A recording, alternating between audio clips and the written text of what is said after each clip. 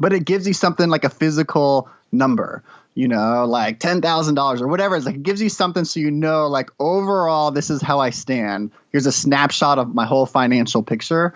That was really telling for me. And then every month seeing it go up or down is also telling, sometimes for the better, sometimes for the worse, right?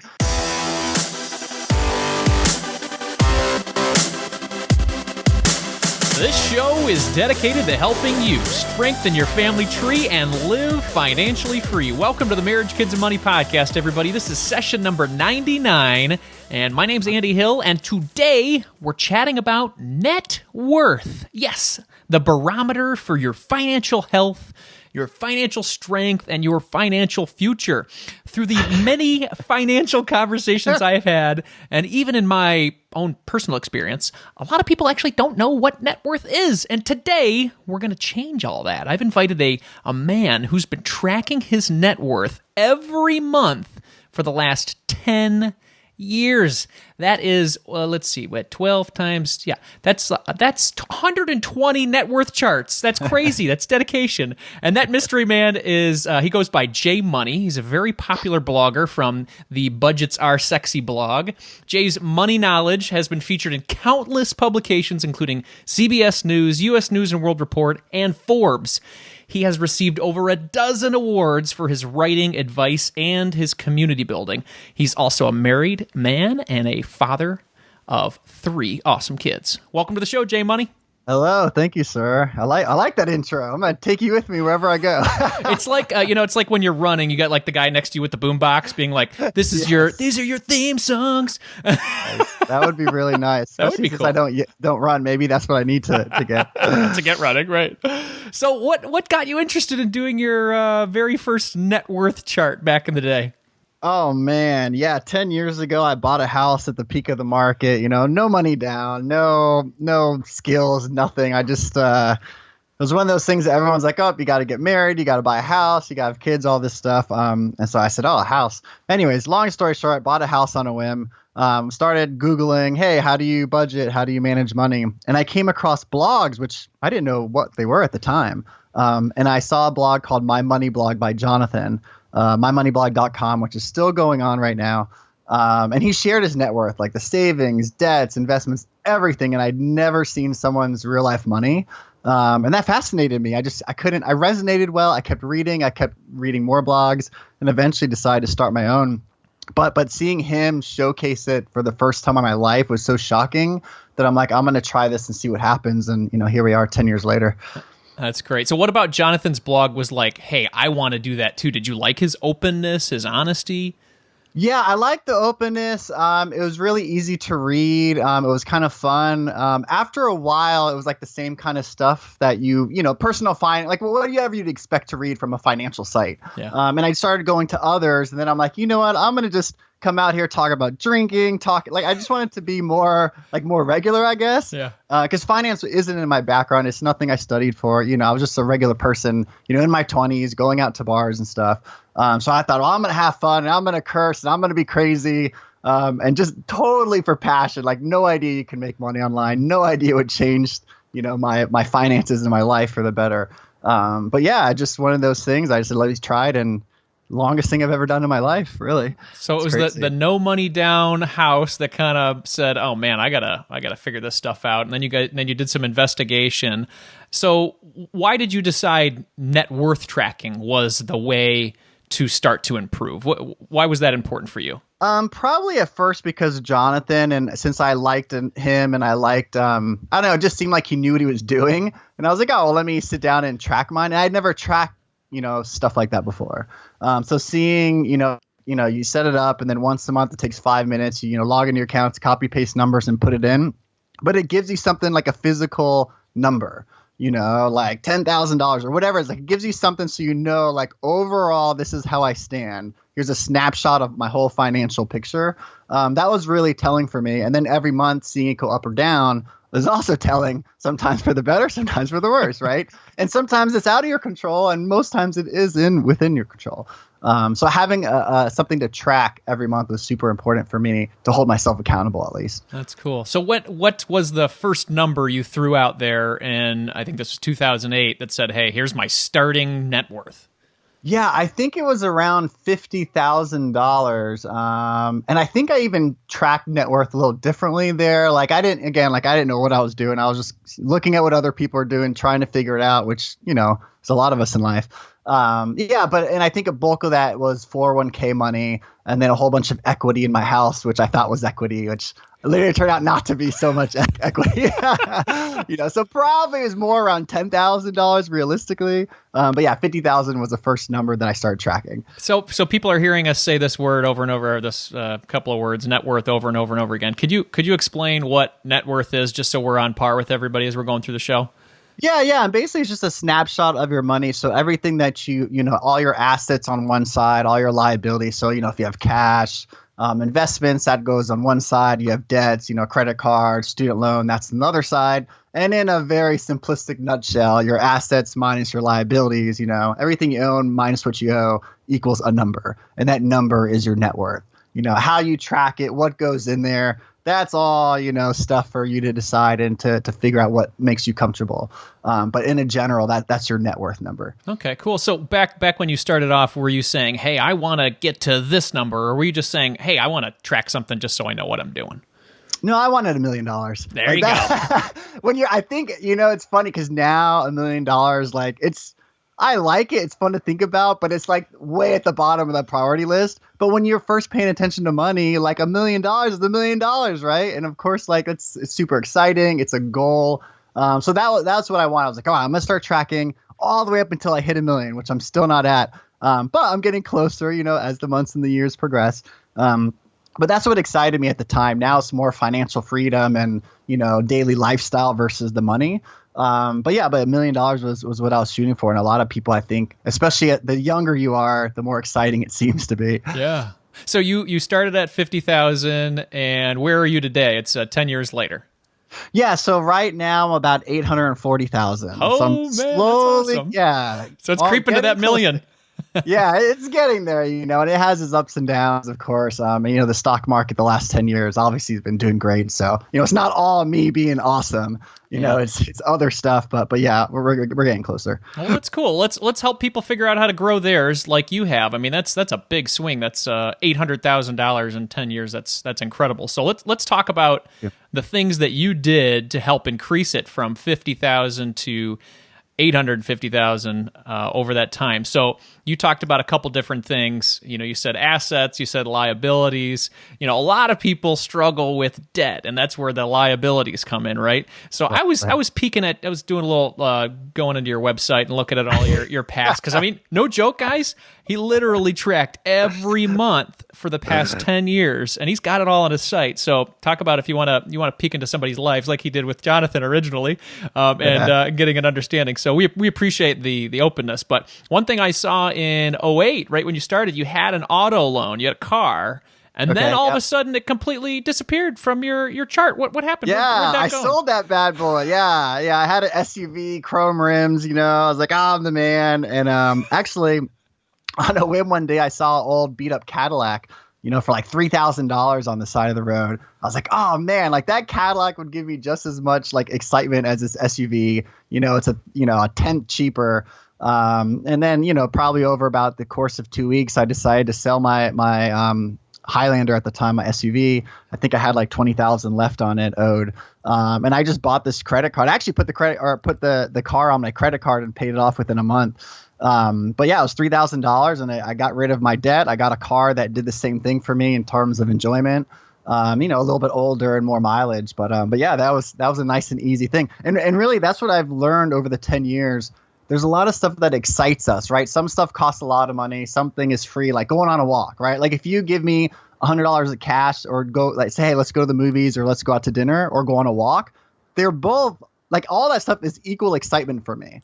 Right. And so sometimes you take the walk, sometimes you go and you spend the money. And so with the car, it's the similar thing. Like if both things excite me and one's going to get me closer to the goals, usually I go for the one that's going to get you closer to the goals. That's cool. So you had the flashy SUV and then you said, hey, you know what? I want to keep moving forward in this, this millionaire milestone. And that was a big decision for you. So when you were driving that car and you decided to go for the $3,000 one, what was going through your brain? was there any sort of struggle saying, I really love this car. How can I get rid of it? No, not that much struggle, but it was during the times when gas prices were like up to $4 or $5 a gallon. Yeah. And I remember everyone's like, it's going to go to 10, it's going to go to $20, right? And of course it never did. But like that obviously didn't help pouring more gas into it, more money. And SUVs took a lot. But really I think because it was right around the time when I started publicly tracking stuff. Right. And so when I knew, like, if I did this, I knew it would be like a good move to blog about. Right. It'd be good for my finances. And it's just a challenge. I wanted to see if I could do it. Right. I think the car, it was a 93 Cadillac. So it was like a 15-year difference. Right. And I was like, I want to see if I can go back to like the college days of not needing this fancy stuff. Right. And would my life improve? And it did. And I loved it. And that car over the years, it kept getting hit. Like people would hit it and then they'd give me checks, like insurance would give me checks to pay for it, but I wouldn't pay it off. So I had this beat up car. And it was literally, I think it made like $2,000 over the course of me owning it. So it actually kind of was free more or less. Right. But that was the thing too, right? Like I don't care if someone hits my car versus if I get a scratch, now I freak out and it's stressful. So you had like a tiny side hustle of people just hitting your car then. That's it, man. Yeah. Within a matter of like 3 months, I think it made like $1,500. It was awesome. That's great. Mm-hmm. So you got the $3,000 and you had the credit. That's where the credit card debt came from then. So at that point, how did you pay off the $3,000? What did you do to get rid of that? I just put my whatever payments I was paying on the car, so I think it was like $500 a month or something. I would apply to it. And I had money in savings, I believe, at the time. It was a while ago, so I can't remember all the way. But pretty much, I just like wiped it off as fast as I could, so I didn't have any interest. And then I started building up my savings again. Really, like most of us can make these switches in life, but it is like cars are kind of annoying, right? Because it's a big process to sell one and to buy one. Yeah. But there's other things in life. That's cheaper, Netflix, all these subscriptions we're subscribed to, right? Like as long as you want something bad enough, that's what I figured out too. If you want it bad enough, like you're more than likely, going to hit that goal versus if you're like, oh, that would be nice, but it's not a big priority in your life.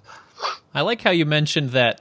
So once you put it out there and you say, I'm going to do this or I'm going to make change, then you feel personally responsible, not only to do it for yourself, but to all the people you said it to now saying, hey, I'm going to do this.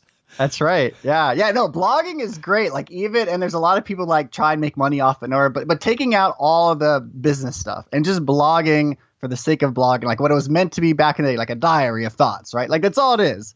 Like it changes your mindset. It changes your action and really tracking your net worth. When you're going to update it next month, you start changing the way you spend and think about money because it's going to reflect, and so you start doing more good things with your money and less bad things so that number creeps up and it's more of an internal challenge to yourself. But then obviously adding thousands of people watching, forces you to do smarter things as well. Excellent. Well, so at this point then, I think it was in my awesome research on your site here, in 2009, you were now like consumer debt free. And then in 2016, you all of a sudden had... I bought another car. You did? Is that what Alexis, yeah. So what happened there? Yeah, so this is another thing, right? Like I started having kids, right? So I was like a hustler for 5 or 6 years, working nonstop, had kids. I was like, oh, wait a minute. Like there's more to life than making money and working hard all the time, right? And long story short, I became in charge of the kids in transporting, and no longer would my hoopty be safe enough to do the trick, And so I was looking for cars, and it was one of those things where I'd see like a minivan or like a normal SUV or one that would fit 3 kids, or 2 kids at the time.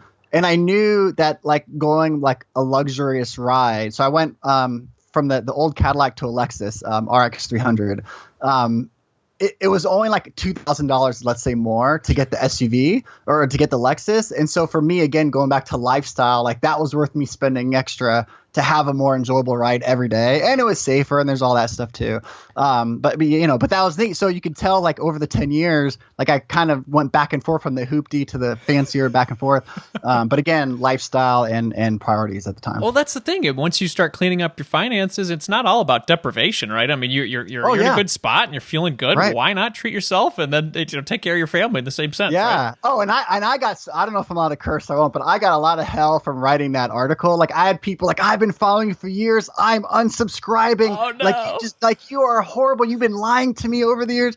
People get so like online, right? People get crazy online, and I'm talking about budgeting and money. It's not even hardcore, but a lot of people got offended or thought like I was going against stuff, right? But going back to your point, it is once you get your money on track, well, you're allowed to do whatever you want with your money, period, right? Yeah. But once you get it on track, you're able to make these decisions, and people see that, and they didn't see, all the years of savings or all the years of, paying attention and minimalism. And so they just see like, oh, you bought a fancy car and you're a financial blogger. Like those don't go together. Like, get out of here, right? Like you suck. So. Oh man. Well, and then in 2016, the mortgage went completely off your chart. So where did that go? Oh, How did that happen? I'm mortgage free. You know why? Because I sold the house too, man. I'm a renter. That's another thing that people like, wait, that doesn't make sense. How can you rent and be a financial person? But again, so for me over the years, really figuring out what makes me happy, what I enjoy, like my perfect lifestyle. Right. And my perfect lifestyle is freedom. Yeah. Freedom, not having to worry about money, freedom from responsibilities, at least the annoying parts of responsibilities. And so, we owned a house and that was like the biggest probably mistake of my life. But it also got me into like paying attention in the blog and talking to you on the podcast. Right. Like it all started because of the house. So not a bad thing, but that house, I was never meant to be a homeowner, at least at that time. Mm-hmm. I did it because everyone else was doing it and saying that's what you should do. Right. And so that's why I did it, And so, but the stress that came with the maintenance, everyone says, oh, like compare your rent and your mortgage, but it's not. But there's so much more that goes into it, And anyone that owns a house knows that it costs money, right? And so we sold the house, and I became free. I even paid, I think, like $13,000 or $14,000 at closing to sell my own house, right? Like it definitely wasn't an investment, but I've been free for about 2 years now. It just feels so good. And, we had a flood in our rental the other month, and I just made a phone call, and, that was that. It was nice and easy, and I found out it was like a $15,000 cash fix,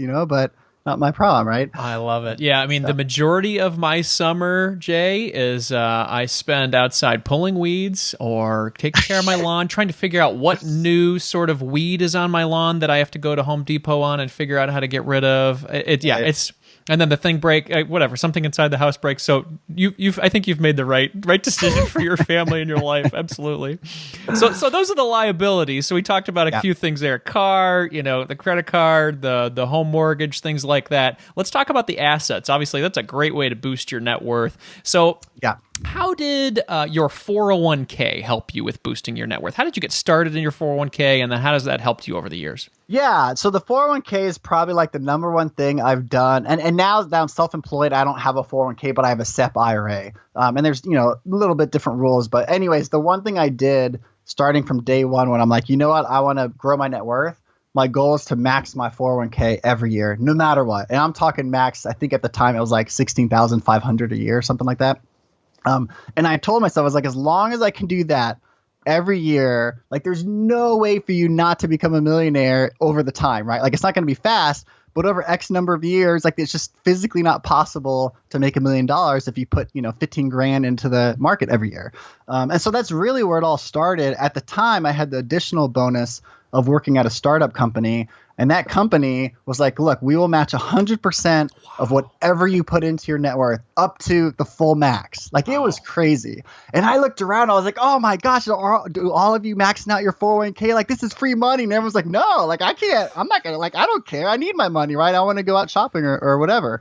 And I thought it was crazy. I was literally the only one for the first year to put, I think, let's say it was 16,000. They would give me 16,000, and so I automatically doubled my money. And in investments and with the stock market, being low and then all of a sudden climbing, like over the time it exponentially grew.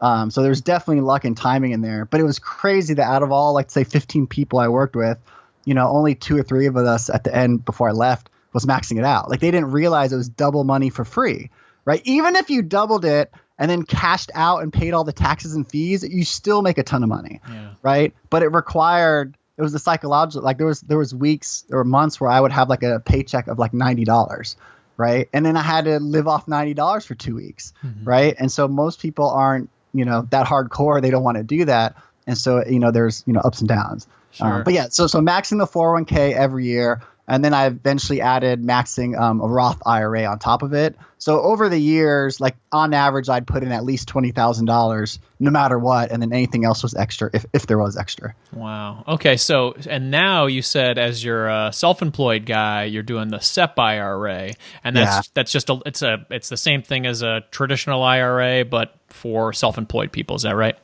Yeah. And there's maxes, like it has to be a percentage of what you earn. There's pros and cons to it, right? I don't get the free matching 401k anymore, which is like the biggest thing that sucks, but you get lots of other freedoms working for yourself. But yeah, so right now I max out the SEP every year. I max out my Roth IRA every year. And then, those are the only two things I consciously try to do. Everything else is just extra. And there was a period of 3 years when I had my second kid and my wife wasn't working. Like I was providing like for my whole family on a blog income, which isn't a lot. I mean, it's fine. But I was doing that. For I think 3 years straight, I think I lost like $80,000 or $90,000 in cash. Like I was losing money every month, and my net worth would show losing money. The stock market might hide it if it was going up, but if you looked at the cash reserves every month for like a few years, it kept going down, down, down, down, down. So there are, and that was a mixture of, not pushing my blog to make money. It was having a better lifestyle. Like there was a lot of stuff that goes into it, but the point is not always going up all the time. And you have to consciously decide, how you're going to spend or save your money. Sure. Depending on, again, your goals. When did you make that transition to having your side hustle, your blog, saying, hey, I just want to do this as a way to, help myself and help other people, into finding a way that you can make money from your business, but then doing it in a way that you feel good? At what point in your life did that happen? Yeah, so that I was blogging for about 1.5 years, 2 years, and it got to a point where I was working like 80 hours a week. I'd work on the blog 40 hours, I'd work 40 hours, and my wife was like, dude, you are burning out. Like you need to pick one or the other. And I was like, well, there's no way I cannot give up this blog because it's so much fun. I'm learning and growing, right? Our net worth is growing. And so I was like, well, then it has to be the job. And coincidentally and fortunately for me, who hates making big decisions, like I walked in, I was like, all right, give your 2 weeks notice, right? Around Christmas time. And they called me in the office and they said, guess what? You're fired. So I was like, are you serious? And I literally packed my stuff. I went to a friend who had an office and I just started working. And from that day, I was a full-time blogger. Wow. So the decision was made for me. And my wife was nervous, like, wow, give it a few months. I said, all right, give me 3 months. If this doesn't go well, I'll look for another job, right? And it's been about 8 or 9 years, so and I still haven't. But yeah, so that forced me to transition over. And even at the time, so then it went from making double money, right? Because I had my salary. I think it was about 60 or 70,000 from the job, and then I think I was making, let's say, 40 or 50,000 blogging. Mm-hmm. And so that was, I was $100,000. Yeah. And then when I lost the salary, I was like, woohoo, self-employed blogger, I'm awesome. And I'm like I'm making like half now. And so that was a really weird thing too, because I had to get used to making like even, right? Not saving anything. Yeah. And I remember writing a blog post thinking like, is your dream job worth it if you're not saving any money anymore?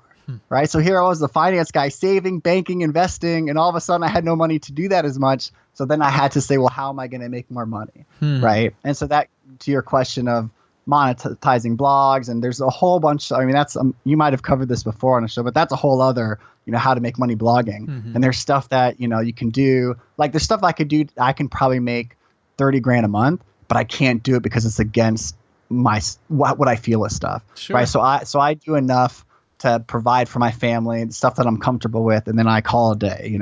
Good lifestyle. That's good. You don't need to like hyperdrive it. So do you think over time that your big goal of becoming a millionaire has now transitioned to what does maybe my best life look like, as opposed to the millionaire goal?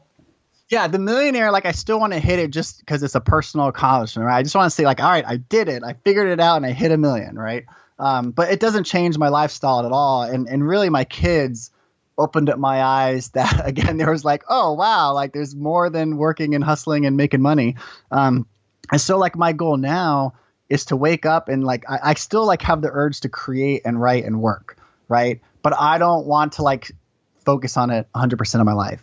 So my goal is to work, let's say 3 hours a day, and then just enjoy the rest of the day with kids, with hobbies, volunteering, whatever you want to do. So if I can get to that lifestyle, which I'm pretty close to, the money, is great, but you don't, you have to figure out why you need the money, right? Most people want money so they can stop working and do fun stuff, right? That's the whole point of money, to do whatever the hell you want to do. So if you're already doing whatever the hell you want to do, then you're good. And some people need millions, some people don't. It just depends on your lifestyle and what I guess you enjoy doing, if it costs money or not. We'll be back to the show in just a moment after a word from our sponsors. Earlier this year, I was looking for another way to protect my identity and manage my credit score. We were applying for new credit card applications, and I wanted to make sure my score was tip-top. In my research, I came across a great fintech company called Credit Sesame. They provide you with your credit score each month and monitor your credit for free. I love free. Don't you guys love free? Not only does Credit Sesame help you monitor and manage your credit, it helps you protect it as well. They give you $50,000 in identity theft insurance, along with fraud resolution assistance for free. Oh, free. In the event you're ever a victim of identity theft, they've got you covered. To get your free account with no credit card required, go to creditsesame.com/MKM. That's creditsesame.com/MKM and get your free credit score today. You often hear me talk about the importance of tracking your net worth. After all, it's the overall barometer for your financial health. Some people, including me, like to see their net worth numbers laid out in a spreadsheet so they can customize it to their liking. Well, my friends, I have a way for you to get the flexibility of a spreadsheet and have your account automatically synced up so you don't have to import the information manually. It's called Tiller. Tiller is the easiest way to optimize your personal and business finances with the flexibility of a spreadsheet. The beauty of the Tiller system is that you automatically update your financial information through Google Sheets and, in the near future, Excel. This way, you're taking away the cumbersome process of updating your net worth, but you still have the ability to customize as you please. Oh, and did I mention you can budget and track your debt paydown process with Tiller too? Oh yeah, it's as versatile as a spreadsheet. Start tracking your net worth with Tiller today, my friends. To get your first 30 days for free and to support this show, go to marriagekidsandmoney.com/Tiller. That's marriagekidsandmoney.com/Tiller, Tiller. With Tiller, you'll have your financial life in a spreadsheet updated each day. Thanks for considering our sponsors today, everybody. Let's jump back into that interview. So what are the things that you do feel good about working on as a blogger, as opposed to the things you don't feel good about? You mentioned, hey, have you had other people on the show that talk about monetization? We had Michelle Schroeder-Gardner on to talk about affiliate marketing. So we know a little bit about affiliate marketing, but what are the things that you feel good about as opposed to not feeling good about as a blogger? Yeah, and this is hard to say without offending other bloggers or people. Without having, feeling like that. I mean, it's all personal, right? People want to go down a certain path. Some people feel good about promoting certain products and others don't. And that's okay. Like it's all personal to you. And that's what I'm interested in. Yeah, no, totally. I think stuff that I use or love, like even the affiliate stuff, like companies I love, like USAA or Digits, apps and companies I love and use, I promote all day long for free. And if I get paid, great, I'll find a way to get paid for it. So that's like my number one. If I use this and I love it, I can promote it, right? And so that's one. I think for me, so some people might know that I started rockstarfinance.com and then I ran it for a few years. And with that, like I tracked every financial blogger that was live that I could find for like 3 years straight. So every day I would read, I think the community itself pushed out 200 to 400 articles a day on money, which is a lot of articles every day. And I poured through them all and skimmed obviously most of them. But I got to see trends and I got to see what people are doing. And because I started 10 years ago, I know what it was back then. And it was very community based, very like raw and real. And over the years, when people find out you can make money, it shifted to, I want to start a blog to make money. and that was the number one goal. They still want to help people, which is fine, and they still, they still talk and they still help and give tips and everything. But the number one reason was for money, and so the blogs are set up to make money, right? And I think that's the part for me that's really, and because I would read 400 articles a day, like I think one day I counted like 320 of them were all set up with the same template, how to make money, and there's courses, here's how to make money blogging. And the number one thing in there is write a page on your site, how to make money blogging. So there's blogs, like I'd see them show up, the very first blog post, here's how to make money blogging. Here's all my affiliates. And I'm like, dude, you just started like yesterday, right? And it's a circle. And so, like I can go on this tangent a lot when I know the show isn't for that. The point is, like, figure out, like, if you're into, if you want to make money, blogging is like it takes forever to make money. There's so many other ways you can make money faster than blogging. Blogging is great if you love it, if you're passionate, if you want to hold yourself accountable, if you love community, and you make money on the side. That is awesome, right? And you can tweak it. And so that's for me. It's always been a hobby first, and I've done monetization that I'm comfortable, and then I stopped doing the rest. Yeah. And so because I've seen the community, the whole ecosystem over the years change, I get a little feisty with it. Sure. Well, that's where you can see that come through in your writing, and you can see that come through in your personality, that I think people trust you more because of your ability to go with your heart. And I think that's good. So I try, man. Thank you. Absolutely. So let's talk about fatherhood a little bit. So let's do something more positive. I'm glad you think that's positive. I love being a dad. So I heard you had your third child now. Is that right? Yeah, 3 boys, another little boy. So I'm a 6-year-old, a 4-year-old, and a 2-month-old. That is incredible. So do you? We were talking about net worth. I mean, do you think you'll teach your kids about net worth? Are you talking to your 6-year-old already about what net worth is, or conversations about money yet? No, we don't talk about net worth, but I do, like, we talk about the value of money. And so, like, I'm a big yard sale person. And of course, every time you take a kid to a yard sale, there's a million toys, like, oh, I want this toy, I want this, I want that. And fortunately, things are super cheap there, right? And so then they have their own piggy banks, and they get money for, birthday presents and whatnot. And so every day we go to yard sales now, I say, hey, bring a couple dollars, and then you can figure out what you want to buy there, and you can make decisions, right? This one costs $2, this one's 25 cents. But it lets them kind of understand what money does and how. And we'll go to stores and they'll say, oh, I want a guy. They call like all their little action figures guys, right? So I want a guy, and they bring $1. But like at CVS, a guy is like $20. But I got like 3 of them at the yard sale, and so I'm trying to teach them how $1 is $1, but it's different depending on where you shop, right? So that's what we're focusing on. And anytime they try something new, like a vegetable or something they don't want to do, I have this box of coins that they can choose a coin to pick from. So those are like the money things we're working on, but no net worth or financial stuff. But I do slip in entrepreneurial stuff, and hey, life doesn't have to be on this one road. Like, it's open, you could do whatever you want. Like, I'm that kind of person. That's great. So has your wife worked at the same time while you've been making this journey personally? How have you guys worked that out between mom and dad working? Yeah, so she, for the I would say out of the last 10 years, for the last 8 of them, she was a stay-at-home mom for a while, but throughout she's been working on getting a PhD. So she's been in school. So most of the income has been coming from, my blog and entrepreneur stuff. And then she just went back to work about 1.5 years ago, which is great because that frees up, like, oh, well, I don't have to make as much, right? I can adapt my lifestyle more. So now we've kind of switched, and I am now mostly stay-at-home dad. And there's a couple hours in the morning where I just work for like 2 hours straight. But next month she'll go back to work, and then I have all 3 kids in the morning, getting them off, watching part of them. So it's interesting, it's way different. Yeah, so I was talking to my wife about you being a stay-at-home dad today, and she's like, "Oh, you have to ask him more about that." So, like, what does your so once they start going to school in the fall, what does your day look like as a stay-at-home dad?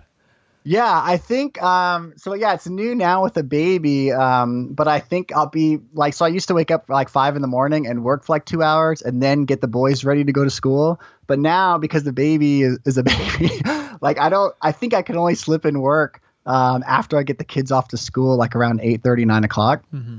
So the morning is probably going to be waking up, from a crying baby, watching him, feeding him, getting the other boys clothed and everything, getting off to work or off to school, and then probably me slipping in work while the baby naps. Yeah. And so my wife's going to go to work early in the morning and then come back early. Okay. So right from the morning, I'm with the boys all the way till about 3:00 in the afternoon. And then in theory, I'll be able to work after that if I'm not completely exhausted. Absolutely. Right. But again, like the idea of work and blogging, right? Like I blog for a living, right? So it's work, but it's, it's fun. Yeah. And so my goal is like I stopped working nights. I've stopped working weekends, at least up to this point. And my goal again is just to like blog for a couple hours in the morning and then, be able to say, hey, that's a day, like that's like my perfect lifestyle. So that's like, call it like 10 hours a week or something like that, 10 to 15 hours a week of writing, having fun, and then spending most of the time with your kids. And I'll tell you, like when you hustle, and this goes in people that are trying to save and invest and put down, there's two ways, right? You earn more, you spend less. You can only spend less to a degree until you're not comfortable or you have less, have nothing else to cut. You can earn more. So a lot of people go earn more and they hustle and do night jobs and weekend jobs. And I think what I've realized, because I went through all that and I paid off the debt and I started saving and investing, it's nice to know that you can retract and not have to hustle, right? And a lot of people, especially online, and especially us financial bloggers, we're like, hustle, make money, and save, invest, retire at 25, right? Like you're like, always go. And we forget to stop and try and enjoy, And so for me, I said, you're working every single day. You're working nights. Just one day I was like, you know what? No more laptops on the weekends. And I'm now 10 months in a row. I have not opened up a laptop on the weekend. Yes, I'm very happy. And it's crazy because Monday I'm super anxious, right? Because like, what if the internet went down? What if like you missed something, right? But nothing horrible. I mean, I'm sure stuff does happen, obviously. But like the world doesn't like revolve around you as much as like you think, right? Like people move on and live. So anyways, so if you're a hustler out there or you're stressed, like I know like when I stopped working the weekends, Monday I was anxious, but I was super excited. So I'm more excited to work now because you have that break, you're refreshed, and it's just feel like, and I'm more efficient because I can think smarter, right? Because you're not working 24 hours a day. So anyway, a nugget for whatever that's worth. So you turn the laptop off on the weekend, be a stay-at-home, to be a present father, good husband. Present. Are there other things that you do during the week, just for the fathers out there or the mothers out there, to not let technology or work kind of grab a hold of you? I know your work is fun, but what are the things that you do during the week as a present parent to try to stay away from technology that kind of help you to be that guy that you want to be? Yeah, well, I will say, and it's very tied to technology, is, like with cell phones, we're so used to checking it and seeing alerts. And so like and I go in spurts, but for about a year straight, like my rule is I'm not allowed to look at my phone when a human is around me, and that's if I'm at the department store, I'm a grocery store in the waiting line, if I'm in the car, like wherever I'm at, if there's someone around me, I can't look at it. Like that was a rule. And so with kids, it was great because they're always around you, right? Like it's when you're at home, obviously. And so that helped me pay attention to them more and not be like, oh, like I need to I need to answer that question or I need to like that thing on Twitter or Facebook or whatever. So that rule, if you can pull that rule off, that changes your whole life and relationships with everyone. And I remember like the one thing that happened after a week is I'd see everyone else and everyone is on their cell phones, right? And you don't realize it until you stop doing it yourself. Like it's crazy. So like I challenge you to not look at your cell phone when another human or your kids are around. You just try for a week or try for a day and see how it affects you. And you will be annoyed at other people doing it, but like it starts sinking in and over time it really helps. So that was one. Another thing I cut out, like I go on these challenges of, not doing XYZ for 30 days, right? So like with money, it was like, don't go shopping for 30 days, and see what happens, right? That totally, blew my mind open. And this one that I tried was no complaining for 30 days. And the complaining is good too because kids especially catch on to that. And everyone's always complaining about something. And that's why I'm off social media except for blogging because everyone's complaining all the time, right? Like it's just all noise. And so I stopped doing that and I realized that the mood in the house gets better when you stop complaining, right? And you catch yourself after a while, and then just like with the cell phones, you see everyone else complaining around you. You're like, oh, why is everyone complaining all the time, right? Like so these little habits of not doing something that's better for you or your family, like for me at least, has really helped. And I make it a challenge because if it's a thing, like I'm good at like completing challenges, right? And so maybe try that if you're someone that has a hard time putting down technology or always in your brain the whole time. Those are great tips. I read a book called Complaint Free World, and it's that same sort of mentality where you put this like wristband on for 21 days, and you have to go 21 days straight without complaining. And man, originally when I read it, I'm like, that shouldn't be that hard. And I think it's been 2 months now, and I like keep going back to day one over and over again. And I'm a fairly positive guy, right? Right. But it's amazing how much you complain, and then when you start to be aware of it, how you're like, wow, I do that more than I thought. So I'm gonna take you up on that challenge, man. I'm gonna at least get to my 21 days here. So I like it, man. I like it. Yeah, I know you could do it. Well, cool. So we talked a lot about net worth today, a little bit about fatherhood. So do you have a book that you'd recommend that you read or did an audiobook of that helped you to grow your net worth and try to get to the goals you're trying to get to? Yeah, I will say not net worth specifically, but I can tell you, so something for me, like I need to be entertained or have fun when I'm learning something. And so a book that really did that for me is Ramit Sethi's book, I Will Teach You to Be Rich. It's really feisty. It's kind of crude at times. I know it offends some people, but it made me interested in learning, and it gives you actionable items to do. And so that to me like really changed my mentality. And then, coupling that with The Millionaire Next Door, those kinds of books, like once it's seeped in, like everything else is kind of figuring it out on your own, what best works for you. Mm-hmm. So financially, those are the two books that I always like to recommend. But there was a book this last year I read called Essentialism by Greg McKeown. And that one was good, because we have so much stuff, career, family, financial goals, like there's so many things in our lives. And that book, it tries to get you to stop doing the stuff that doesn't matter and focus on like the number one thing that does, that's going to give you 80%, working on one versus, trying to be 100% perfect in all areas of your life. And when I reading that book is kind of prompted me to stop working the weekends, and focusing. And I was running Rockstar Finance, Budgets Are Sexy. I was consulting. I was doing all this stuff while trying to be, at the time, half a day stay-at-home dad. And that book really got me to like stop and pay attention more, So Essentialism is a newer one. I think it just came out a couple years ago. That one's a really good one to start with if you're bored of hearing all the other financial books everyone recommends. You can only hear so many debt-free stories, right? Can you? Yeah. It's and all this money stuff, it's all the same thing. Even blogging, when I write, I'm like, I say the same thing just in a different way every day, sure. Right? And I picked up a book. Here's the book if you really want to go back. It's called Thrift. It's from like 1875 or something. Nice. But like you read it and the words are different, right? It's old language, old English. But like it's exact same thing, right? Like don't waste all your money at the bars. Like, invest some of your gold coin. Well, like it's all the same exact stuff, just said differently. So like this stuff has been around for thousands of years, obviously. But like it just, and I think today it's harder because we have technology. We see what everyone else is doing. And it's hard to like stop and be like, wait, like what the hell do I want? And where do I want, to be, X numbers of years from now, or even next month, I think, and for me, net worth, tracking it, paying attention, like that's my barometer. Like I can just do that and I'll know if I'm doing well or if I'm slacking or whatever. It's really simple and easy. I was on a podcast the other month and I said something like, oh, like net worth is a new budgeting, right? Like my site's called Budgets Are Sexy, right?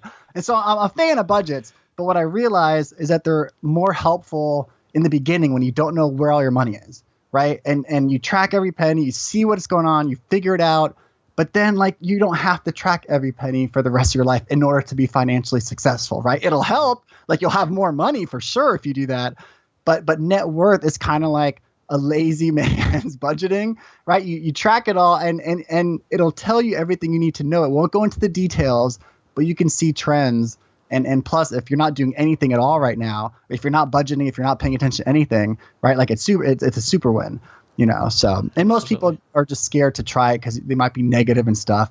But the negative people, when you go up, it's a hell of a comeback, right? And you could show I was negative 100,000, now I'm up 100,000, right? Like that is huge. That is super, awesome. So I love it, man. Well, so if you looked back in 2007 or 2008 when you were starting this net worth journey, and you could tell yourself one thing at that point, what would it be to encourage yourself? It would probably be that I don't need a lot of stuff to be happy. Like I always was like, oh, if I just had, this car, if I just had this TV, like it was always like I needed one more thing and then I'd finally be happy. But what I realized is it just keeps going, more and more. And then when you have a lot, you need more in order to like give you that thrill, And I think if I can go back, and I'm big into minimalism the last few years and that whole blogging community that's blossomed and early retirement, the FIRE stuff, all that stuff in a nutshell is like, hey, you can be happy with less, right? Less money, less things. And I think back then, if I could do it all over, I just would have gotten rid of everything and tried to have the least amount of stuff possible, mentally, physically, like that. Like I think you go back to like even college days and stuff. Like I was just as happy in college with like nothing, as I am now. It's a different happiness and there's different responsibilities and rules and stuff. But you think about that and it was like, how could I be happy with like without $800,000? Like it doesn't make sense. Like that should make you exponentially happy, right? But it doesn't. It helps, but it's different.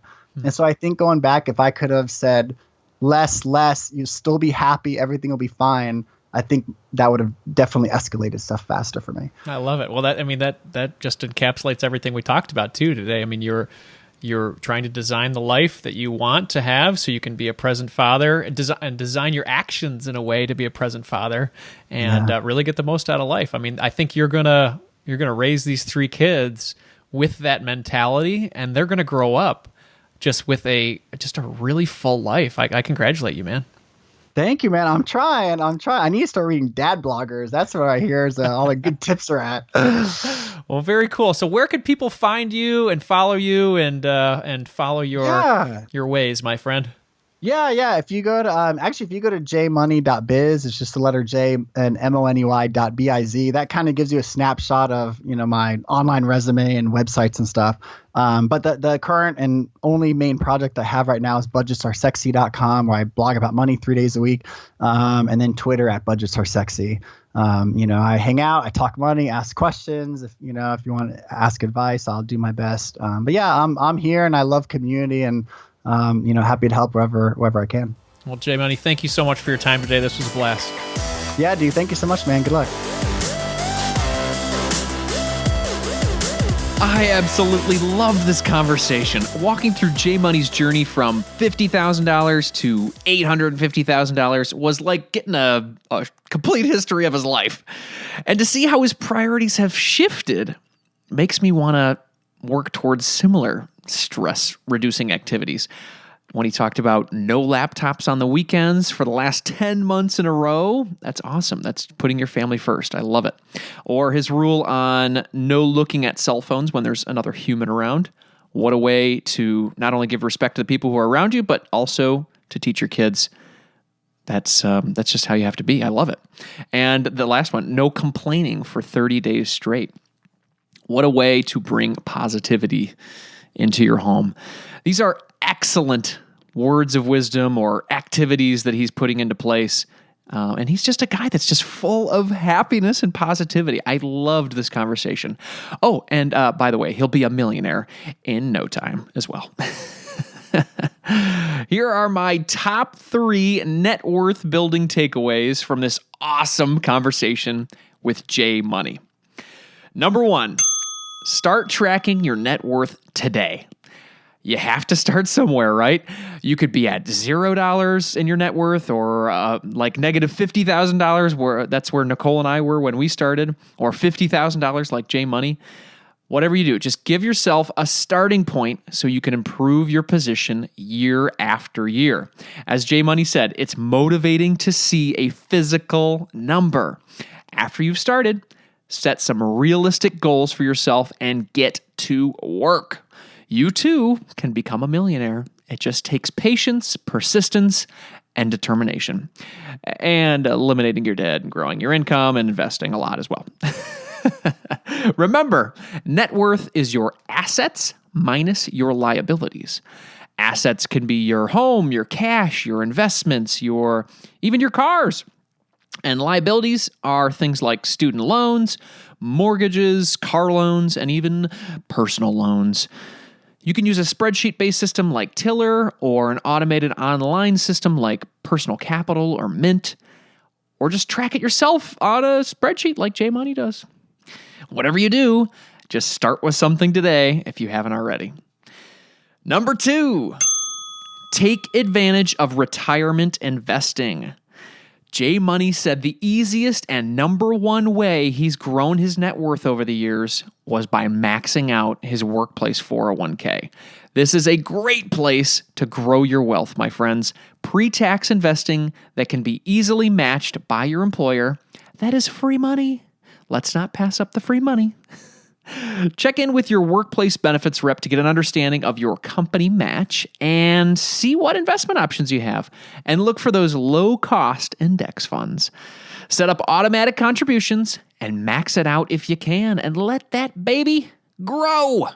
You'll be a 100,000-aire in no time. I just hit my 100,000 in my 401k just last year. I maxed it out from 2013 through 2017. Through low-cost index funds, I had a 15% company match, and wham, $100,000. And once you're done taking advantage of your company match, consider an IRA, like J Money said, more compound interest, and a more cushier retirement for yourself. Number 3, share your goals publicly for major motivation.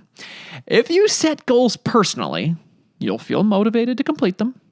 If you share your goals with people you know, or people you love, or a random dude on a podcast, me, you'll feel obligated even more to hit that goal.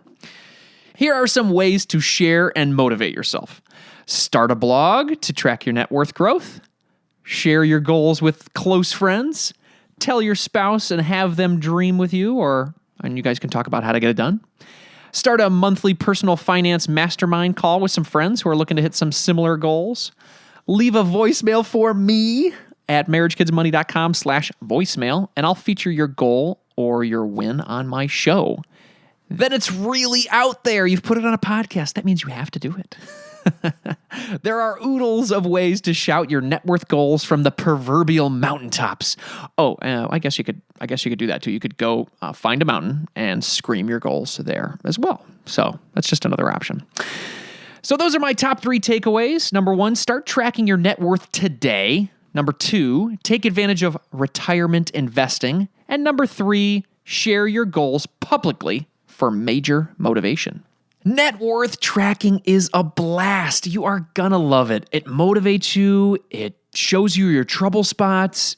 It reveals new opportunities for growth. Will everyone become a millionaire like J Money's gonna be? Nah. But the ones that will are surely gonna be tracking their net worth. So get tracking today, my friends. Now it's time to announce the Money Master of the Week. Bruce wrote me an incredible email about his recent net worth win. I'm just going to read it because it rocks. My name is Bruce, and I love Marriage, Kids, and Money. I first discovered you on the Choosify podcast a couple months ago, talking about the additional baby steps. It was a huge moment for me because when I got serious about my money a couple years ago, I was in deep with Dave Ramsey camp. The more I learned, though, the more I felt like I wanted to take a hybrid approach to managing my finances. In a way, I feel like your story gave me permission.